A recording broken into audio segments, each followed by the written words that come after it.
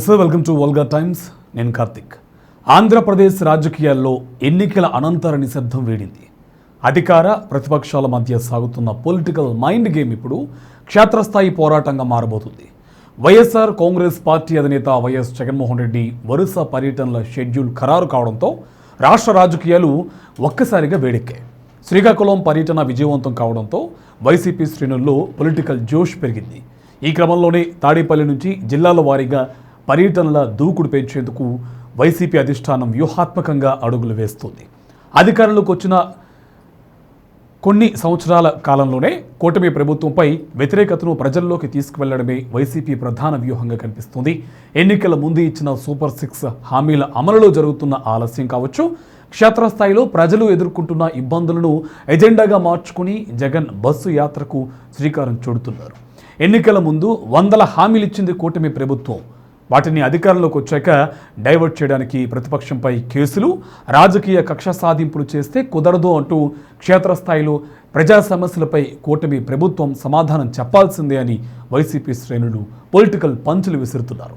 ఇక ఈ బస్సు ద్వారా ప్రతి జిల్లాలోనూ కూటమి ప్రభుత్వ విధానాలను ఎండగట్టడమే కాకుండా స్థానిక సమస్యలపై పోరాటాలకు క్యాడర్ను సమాయత్తం చేస్తున్నారు వైఎస్ఆర్సీపీ అధినేత. ఇక ఈ వరుస పర్యటనలో భాగంగా మొదటి ప్రధాన అడుగు ఈ నెల 5వ తేదీన పడబోతుంది. తూర్పుగోదావరి జిల్లా దేవరపల్లి పొగాకు వేలం కేంద్రానికి వైఎస్ జగన్ వెళ్తున్నారు. ప్రస్తుతం రాష్ట్రంలో పొగాకు రైతులకు కనీస మద్దతు ధర లభించడం లేదనే విమర్శలు తీవ్రంగా వ్యక్తమవుతున్నాయి.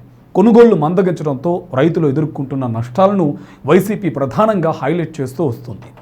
రైతు సంక్షేమం గురించి కేవలం ప్రెస్ మీట్లలో మాట్లాడడం కాదు, మార్కెట్లలో రైతులకు ధర రానప్పుడు ప్రభుత్వం ఏం చేస్తుందో సమాధానం చెప్పాలని, గతంలో ఉన్న ధరలు ఇప్పుడు ఎందుకు లేవో దేవరపల్లి వేదికగా క్షేత్రస్థాయిలో తేల్చుకోవడానికి ప్రతిపక్షం సిద్ధమవుతుంది.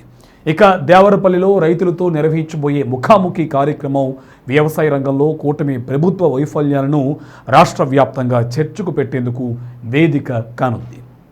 ఇక మరోవైపు నిరుద్యోగ సమస్య రాష్ట్రంలో తీవ్ర పొలిటికల్ టర్న్ తీసుకుంది.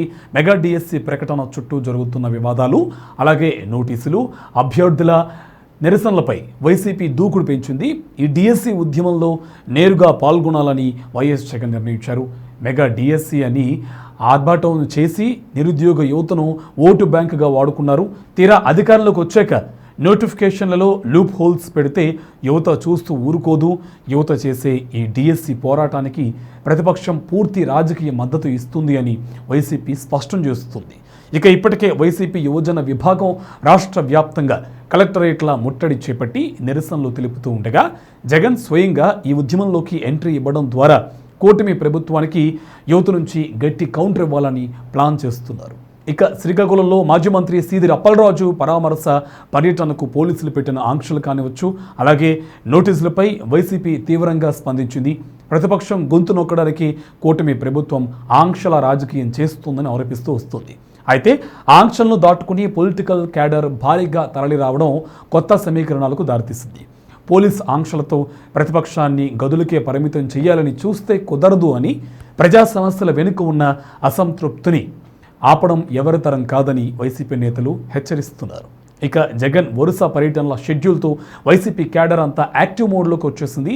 కూటమి ప్రభుత్వ ప్రజా వ్యతిరేక విధానాలను టార్గెట్ చేస్తూ సాగబోయే ఈ సుదీర్ఘ ప్రజా పోరాటం రాబోయే రోజుల్లో ఏపీ రాజకీయాల్లో మరిన్ని ప్రకంపనలు సృష్టించడం ఖాయంగా కనిపిస్తుంది. హామీల అమలుపై కూటమి ప్రభుత్వం సమాధానం చెప్పాల్సిన సమయం ఆసన్నమైందని, బస్సు యాత్ర ద్వారా ప్రతి జిల్లాలోనూ ప్రభుత్వ వైఫల్యాలపై పొలిటికల్ కౌంట్ డౌన్ ప్రారంభం కాబోతుందని రాజకీయ విశ్లేషకులు భావిస్తున్నారు.